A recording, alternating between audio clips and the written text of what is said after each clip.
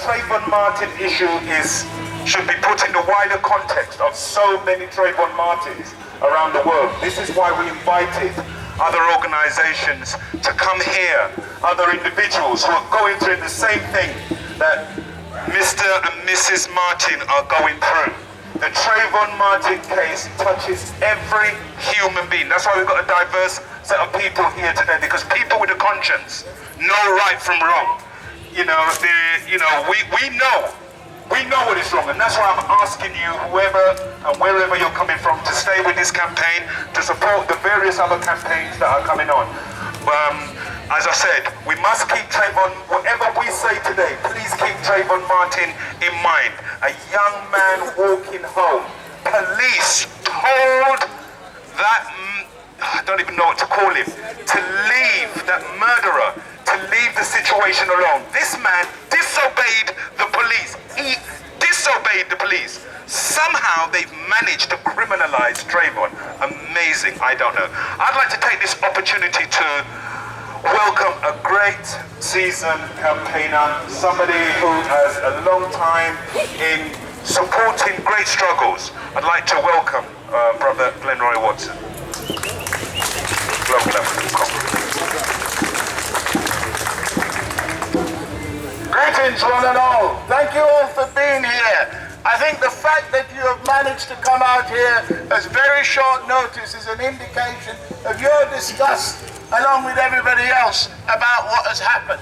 Let's remind people that the so-called President of the United States, when Trayvon Martin was murdered, said that if Trayvon Martin if he had a son, that's what his son would look like. Well, guess what, Mr. President? They have legalized the murder of your son. What are you going to do about it? What are you going to do about it?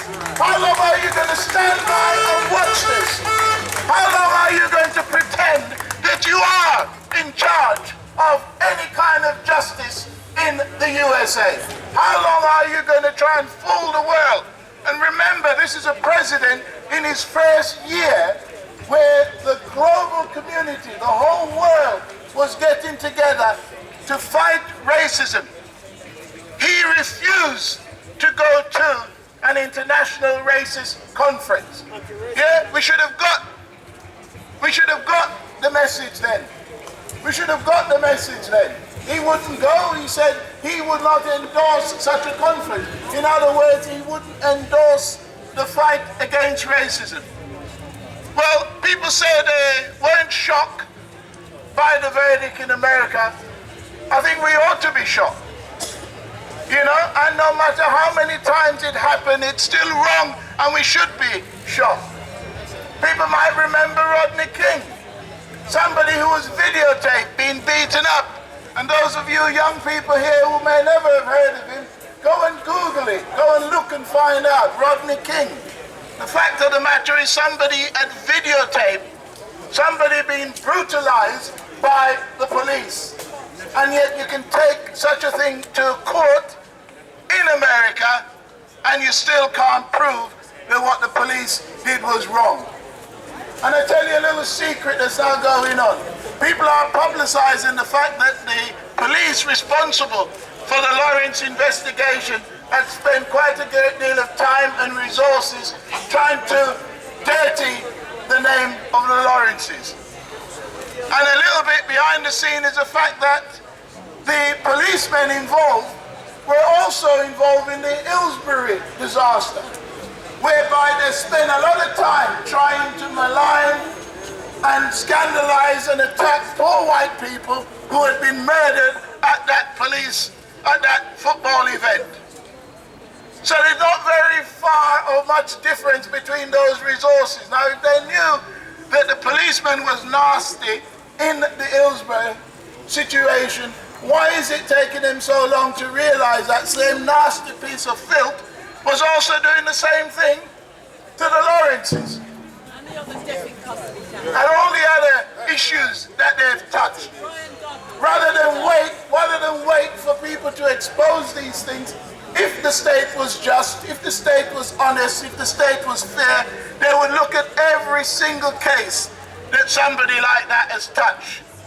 I say this because the reality is that the dishonesty in the state judicial process affects all of us, and we should be very clear on that. You've heard a lot about the campaign for truth and justice.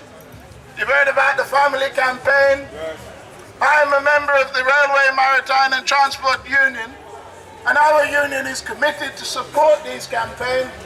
Our union is committed to support this event. As soon as it was called, we were prepared, and we got our people down here and our resources behind it, and we're ready to come here anytime it's necessary, because we need to send a message to these people.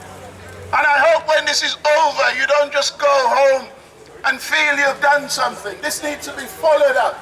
This needs to be actioned by any other event and any other activity that is called around this. We will not get justice by one demonstration today. We will not get justice by simply shouting about it or writing letters. We need direct action. I'm a member of a trade union that believes in direct action. We've got to come up with ways in which we let them understand that the form of justice is not welcome. People need to stand up. People need to be prepared to take some action. We know that this citadel, or so-called fortress that they have here, if you look around and you see how it's designed and how it's set up, clearly it's not there to interact with us. So we are going to have to find ways in which to interact with them. And we have to find ways to tell them we will not put up with their style of justice. I say no more than really at the end of the day, do not be satisfied with coming here, listening to some speeches. Think of ways in which we can let the thieves, the liars, and the betrayers of justice know that their action is not acceptable. Comrade, we bring you solidarity from the Global African Congress, we bring you solidarity from the Railway, Maritime and Transport Union, and we will be with you all the time. Whenever there is a need for this type of support, we stand ready with solidarity. Thank you, comrades.